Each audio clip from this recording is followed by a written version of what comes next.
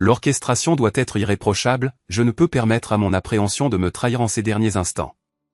Près de 6 mois se sont écoulés pour arriver à ce point, et succomber à la désintégration n'est pas une option. Je suis Alicia Walker, j'ai récemment fêté mon 45e anniversaire, et je me tiens au bord du précipice, prête à introduire une profonde altération dans mon existence. Mon union avec Bill Walker dure depuis un peu plus de 20 ans, précédée de fiançailles et d'une cour assidue qui en ont duré 5 de plus. Nous sommes les parents d'une fille qui poursuit actuellement ses études supérieures à l'université.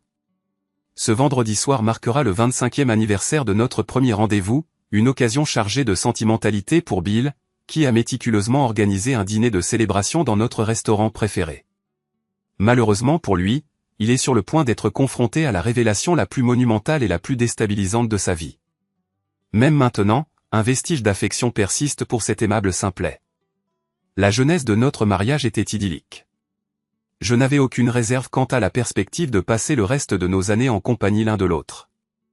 Nous avons travaillé avec diligence et avons équitablement réparti les responsabilités ménagères, en particulier après l'arrivée de notre fille, Elisabeth. Bill insistait pour que je renonce à mes obligations professionnelles jusqu'à ce qu'Elisabeth atteigne l'âge scolaire. À mon retour sur le marché du travail, notre objectif primordial est devenu de financer les études universitaires d'Elisabeth et d'augmenter notre épargne retraite. Nos ressources financières se sont développées rapidement, grâce aux augmentations de salaire, aux judicieux investissements de Bill et aux héritages reçus de nos parents décédés. Tout au long de cette période, j'ai apporté un soutien indéfectible à Bill. Bien que des désaccords occasionnels soient survenus, les véritables discordes étaient rares. Nous avions des relations intimes régulières, succombant parfois à des rencontres sexuelles spontanées alimentées par une excitation mutuelle ou individuelle. L'idée d'infidélité ne m'a jamais traversé l'esprit, malgré les avances de collègues masculins ou de connaissances lors de rassemblements sociaux. De tels agissements ne me séduisaient absolument pas. Bill incarnait tout ce dont j'avais besoin. Cependant, je suis maintenant obligé de reconnaître mon hypocrisie. Tout en dénonçant publiquement l'infidélité, je nourrissais une fascination clandestine pour les complexités de telles affaires. J'avais entendu des discussions concernant le syndrome du nid vide, une prétendue affection par laquelle les femmes éprouvent une instabilité émotionnelle, entraînant soit une conduite adultère, soit un repli dans le monachisme, leur personnalité subissant des transformations abruptes. Personnellement, je rejetais de telles notions comme étant absurdes. Je postulais que l'absence d'enfants dans le foyer offrirait une opportunité de fortifier mon lien conjugal avec Bill. Elisabeth avait cultivé son indépendance bien avant son départ pour l'université. Nous nous étions acclimatés à la dynamique d'un couple. Je ne voyais aucune justification d'anticiper des altérations substantielles dans ma vie. Peut-être aurais-je dû. Je me suis retrouvé avec plus de temps pour l'introspection.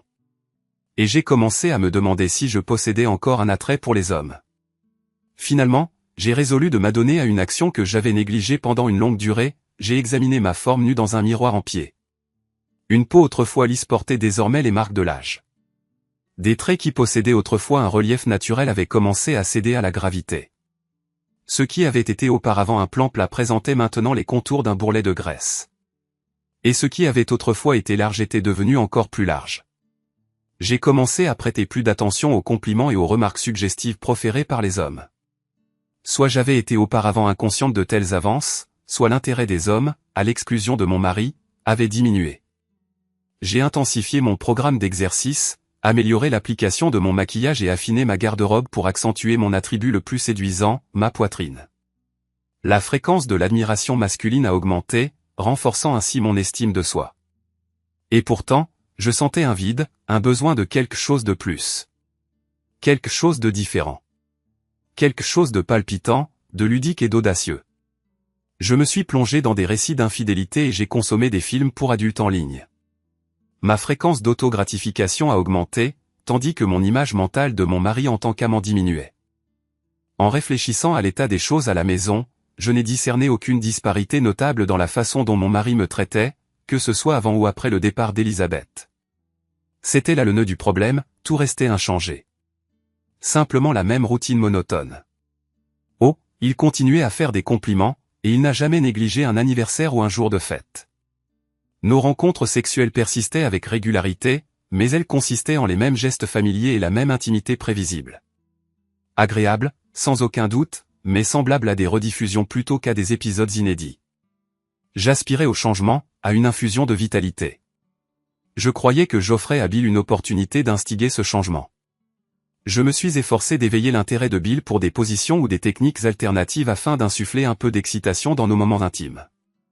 Le pauvre homme a déployé des efforts considérables, mais rien n'y a fait pour enflammer mes passions.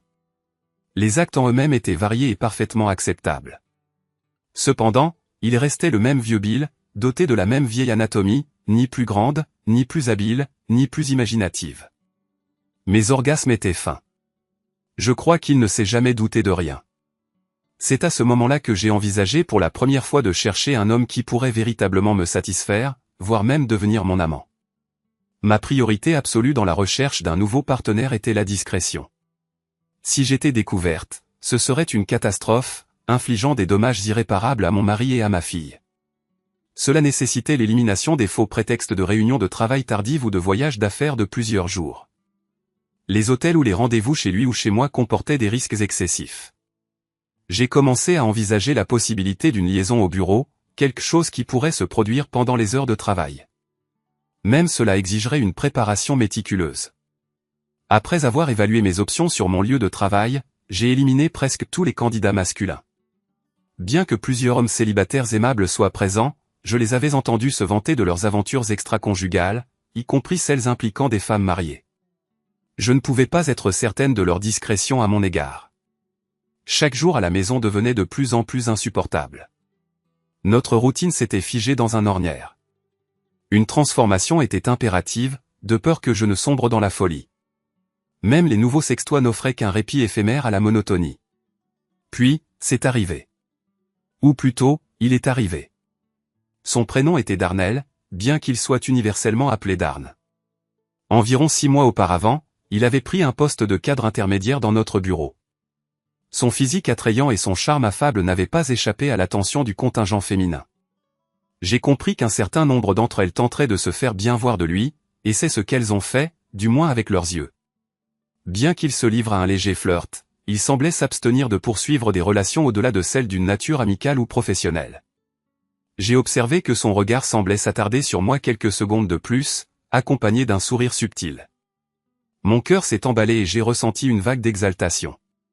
Tous les quelques jours, il s'arrêtait à mon bureau pour bavarder et s'enquérir de mon mari ou de ma fille. Les échanges étaient toujours prudents, dépourvus de toute inconvenance. Pourtant, il suscitait une sensation profonde et électrique en moi. Le premier changement dans notre dynamique s'est produit lorsqu'il m'a invité à déjeuner avec lui.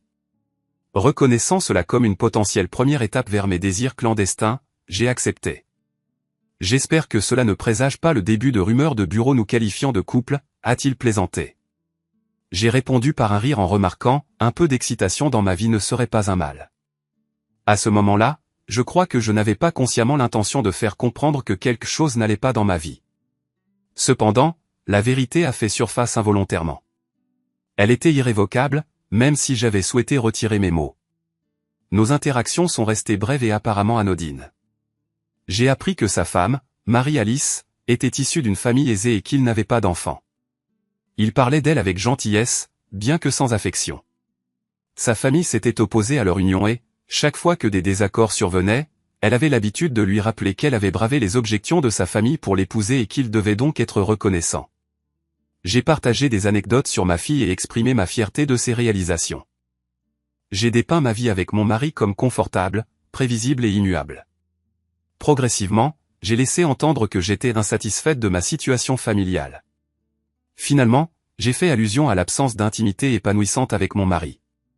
Je n'ai jamais explicitement informé Darnell de mon désir d'un partenaire sexuel extra-conjugal, mais il l'a déduit de lui-même. Darnell a exprimé son aspiration à ce que notre relation transcende la simple collégialité. J'ai modestement concédé que je partageais ses sentiments. Pleinement consciente du chemin sur lequel je m'engageais, nous avons mis en place des mesures de précaution. Nous nous sommes efforcés d'éviter les regards prolongés et langoureux. Aucun contact physique, aucun flirt manifeste. Nous savions tous les deux que nos collègues nous percevaient comme des personnes mariées heureuses qui étaient simplement des connaissances amicales.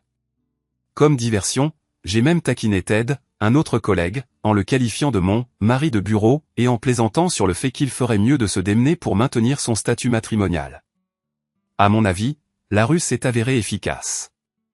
Les événements ont finalement franchi un cap le jour où nous nous sommes retrouvés seuls dans l'ascenseur. Darn a enfoncé le bouton d'arrêt. J'ai compris les implications avec précision. Il m'attira hardiment dans un baiser passionné, auquel je répondis avec ferveur. Nos mains explorèrent rapidement les corps l'un de l'autre. Pendant les instants qui suivirent, tout le reste s'effaça, seule la sensation de plaisir importait.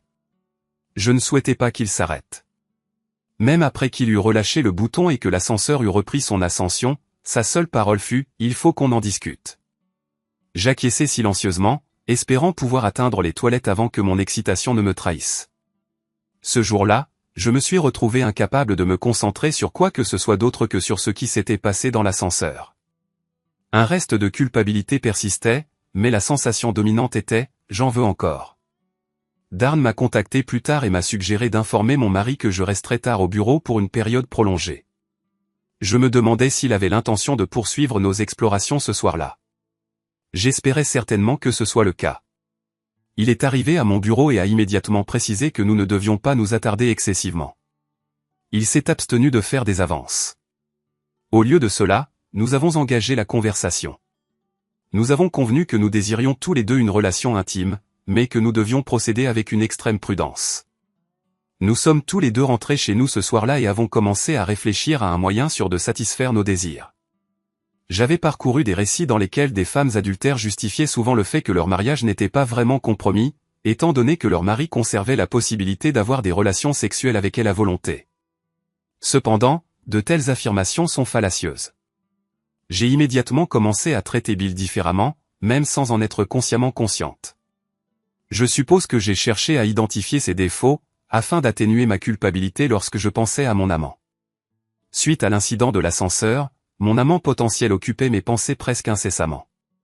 Les petites idiosyncrasies du comportement de Bill à la maison, des agacements insignifiants que j'avais auparavant négligés, servaient maintenant de catalyseur pour des disputes. J'ai commencé à élever le volume de ma voix plus fréquemment. Les tâches que je lui demandais habituellement d'accomplir, sachant qu'il finirait par s'en occuper, suscitaient maintenant mon irritation. Si mes tâches n'étaient pas accomplies rapidement, je me sentais transformé en une véritable mégère. Pendant ce temps, Darnell a conçu une solution concernant nos rendez-vous. Il a loué un modeste bureau inoccupé situé un étage au-dessus d'une autre dans le même immeuble. Je lui ai demandé comment il pouvait gérer une telle dépense. Il a rétorqué que ce n'était qu'un des avantages d'avoir une épouse riche. Je n'ai offert aucune autre objection. Nous l'avons meublé avec quelques pièces rudimentaires, l'élément primordial étant un divan spacieux avec une housse lavable. Nous avons inauguré son usage à la première occasion. L'intimité avec Darnell s'est avérée encore plus gratifiante que je ne l'avais initialement supposé. Il était plus généreusement doté que Bill, et j'atteignais l'orgasme facilement et fréquemment. Nous étions euphoriques et nous avons avoué notre amour l'un pour l'autre. Je suis certaine que ce que nous exprimions réellement était la passion, pas une affection véritable. Lors de nos rendez-vous, nous quittions invariablement nos postes de travail respectifs à des intervalles différents. L'un utilisait l'escalier, tandis que l'autre optait pour l'ascenseur. Nous n'entrions ni ne sortions jamais de notre nid d'amour clandestin à l'unisson. Nos jours et heures désignés pour l'intimité étaient arbitraires et variables. Occasionnellement, nous prenions de brèves pauses pour atténuer le risque d'être découverts. Nous nous efforcions de prendre en compte tous les moyens imaginables par lesquels nos conjoints respectifs pourraient découvrir notre liaison illicite. Nous examinions perpétuellement le bureau et nos domiciles à la recherche de caméras cachées ou d'appareils d'enregistrement. Nous n'échangions jamais de correspondance électronique. Darnell a acheté des téléphones cellulaires spécialisés que nous utilisions exclusivement pour communiquer l'un avec l'autre. Si nos conjoints venaient à observer ces appareils, nous affirmerions qu'ils étaient uniquement destinés à un usage professionnel. Nous avons même choisi des mots de passe qui n'avaient aucun rapport avec nos familles, garantissant qu'ils étaient imperméables à toute déduction facile. Nous pensions avoir prévu toutes les éventualités. Au fur et à mesure que ma liaison avec Darnell s'épanouissait, mon désir de sa présence perpétuelle augmentait également. J'avais toujours de l'affection pour Bill, mais il ne provoquait plus les mêmes sensations que Darnell. Bill était devenu comme une vieille paire de pantoufles confortables, usée par le temps, mais difficile à jeter.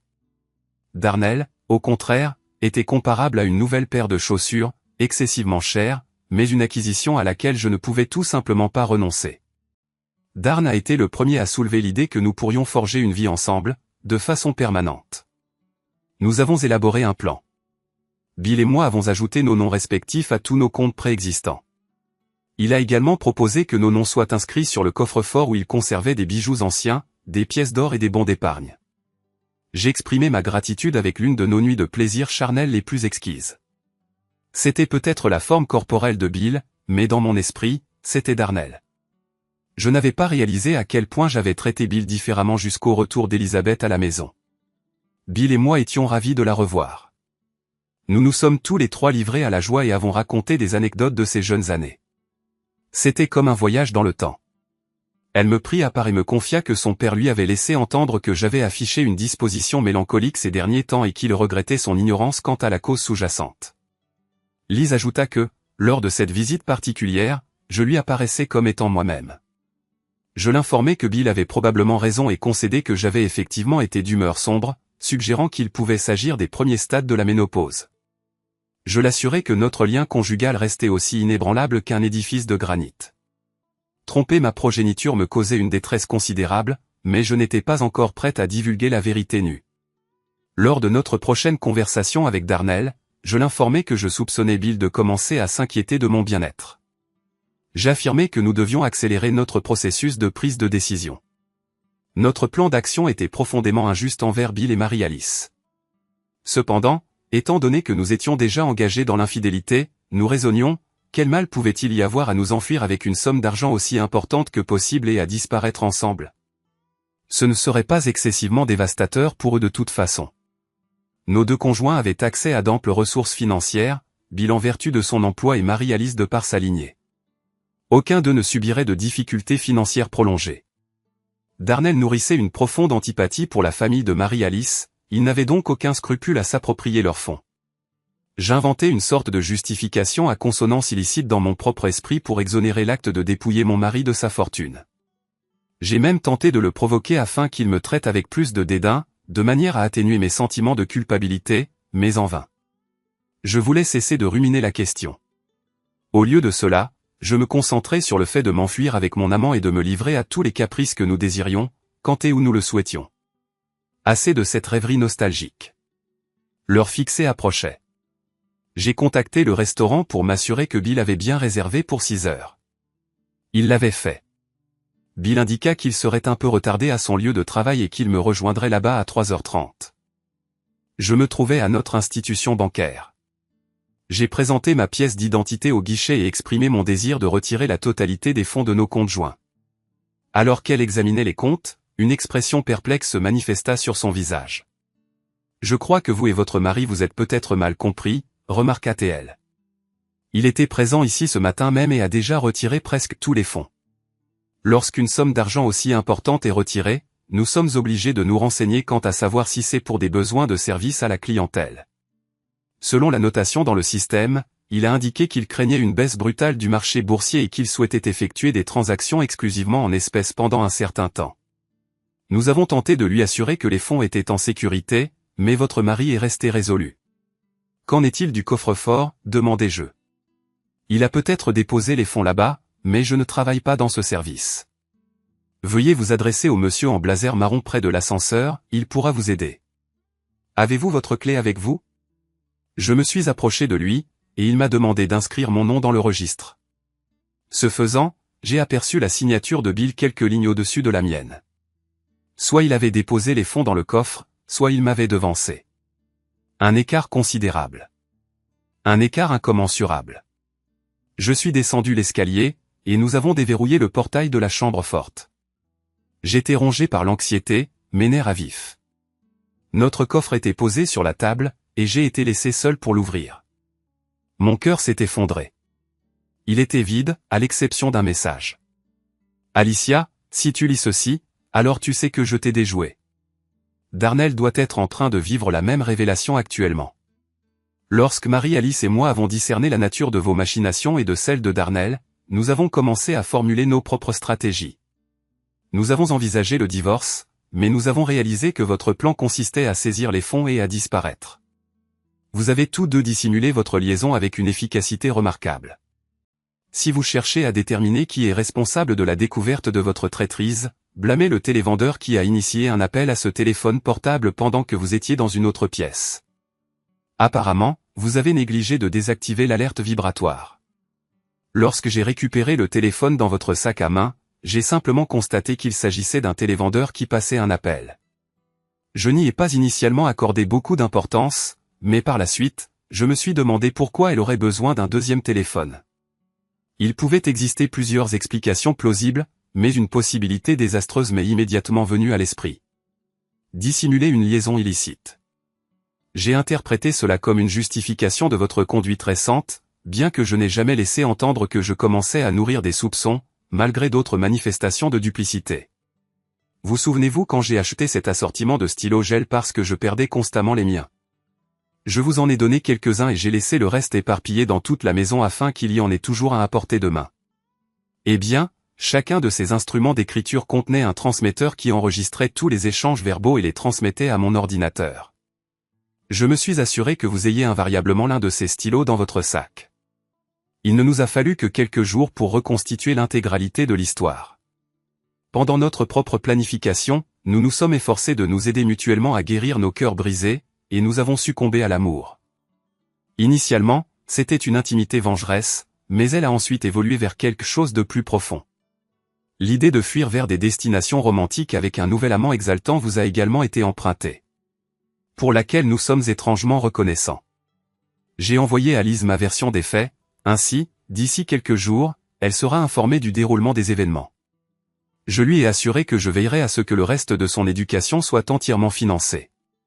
Elle voudra probablement s'entretenir avec vous une fois qu'elle aura assimilé les informations que je lui ai transmises à votre sujet et au sujet de Darnell, alors soyez prévenus. Pendant que Marie-Alice et moi parcourons le globe ensemble, nous garderons également un œil vigilant sur vous. Je ne suis pas certain de l'endroit où vous trouverez les fonds nécessaires pour entamer votre pérégrination, en particulier étant donné que votre superviseur a été informé de vos rendez-vous clandestins sur votre lieu de travail. Oh, et incidemment, Marie-Alice et moi avons récemment annulé vos billets d'avion. Je doute que vous souhaitiez quitter le pays sans argent ni instrument de crédit. J'ai révélé à Marie-Alice que je ne ferai jamais allusion au surnom que j'ai acquis. À l'école primaire, il m'appelait Crapaud après que j'ai incarné une grenouille dans la production théâtrale de l'école.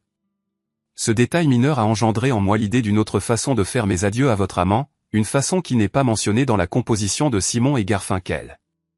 Ma version de notre plan d'action s'intitule Fou le camp, Crapaud. Je suis certain que ni vous ni Darnell n'y voyez d'humour. Nous, cependant, oui.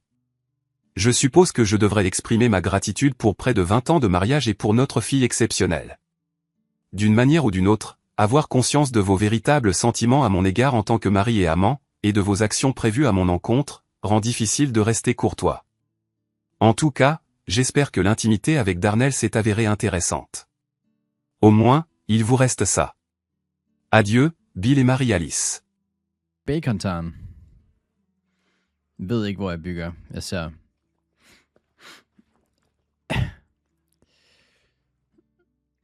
Sizeb left the game. Tror I, han blev kigget for at flyve? Ved ikke, hvor jeg er. Vil du gerne hen til os andre, Cecilie? Jeg kan godt give dig koordinaterne.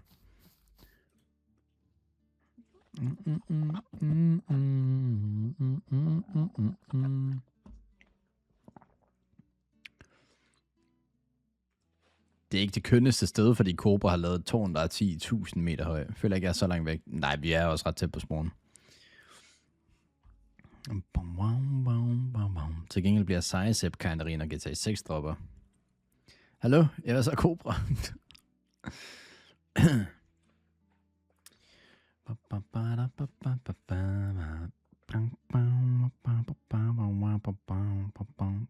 Jeg ved godt, du tjekkede din telefon. Du kan ikke ignorere mig like that, skriver Havgård.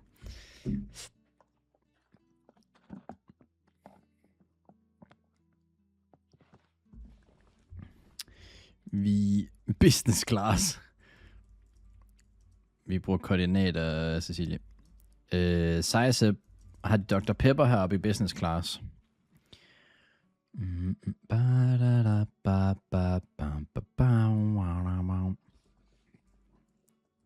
Tjekker lige. Tak, Stuart. Så sidder han og kigger rundt efter Dr. Pepper, eller hvad?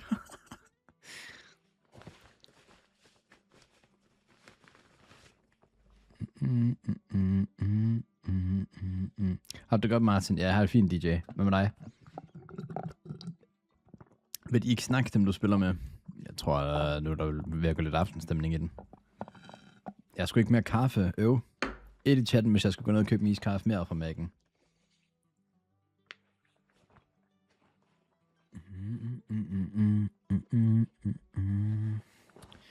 Ja, jeg ved det godt, Smilla. Den er kritisk.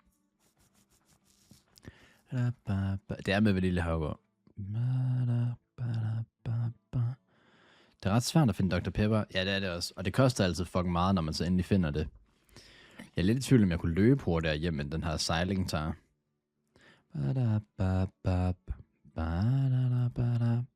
Der er turbulens. Så nu drejer jeg frem og tilbage. Du er fucking ikke ægte, Sepp. Det mener jeg simpelthen.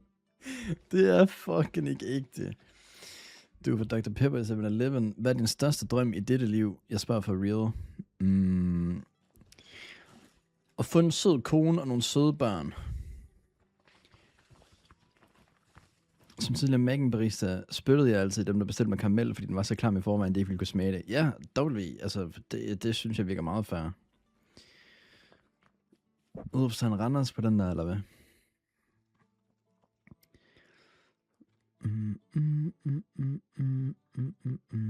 Villa Volvo, hvor så tager jeg bare spyt på dem. Altså, hvis Lea Baben var her lige nu, så har hun sagt, jeg er imod. Hun er jo Mac'en-barista, og synes, det skal være med karamel. Which is crazy. Du finder snart en sød kone, det er jeg sikker på. Det håber jeg. Tror jeg også, hun synes, jeg snart finder en sød kone.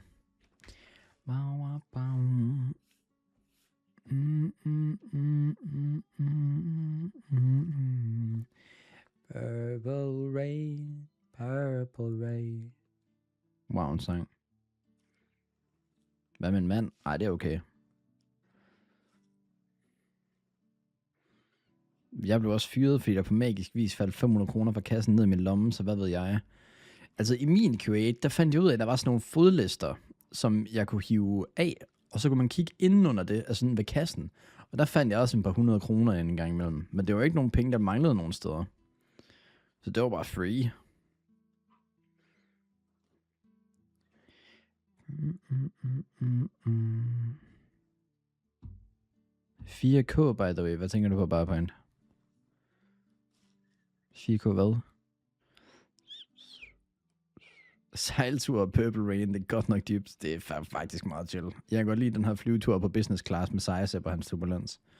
Jeg stjal også kaffekort, og så tog en stempel, så jeg har stadig til den dag i dag uendelig kaffe gratis. Så ja, okay, Havgård.